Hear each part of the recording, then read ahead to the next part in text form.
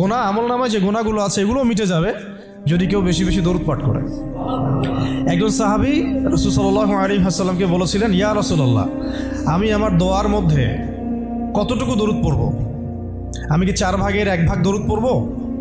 নবীজি বলেছেন সাল্লাল্লাহু আলাইহি ওয়াসাল্লাম, তুমি পড়তে পারো, চাইলে আরও বাড়াতে পারো, বাড়ালে তোমার জন্য উত্তম। ইয়া রাসূলুল্লাহ, আমি কি তাহলে 3 ভাগের 1 ভাগ দরুদ পড়ব আর 2 ভাগ দোয়া করব? নবীজি বললেন, করতে পারো, বাড়ালে তোমার জন্য উত্তম।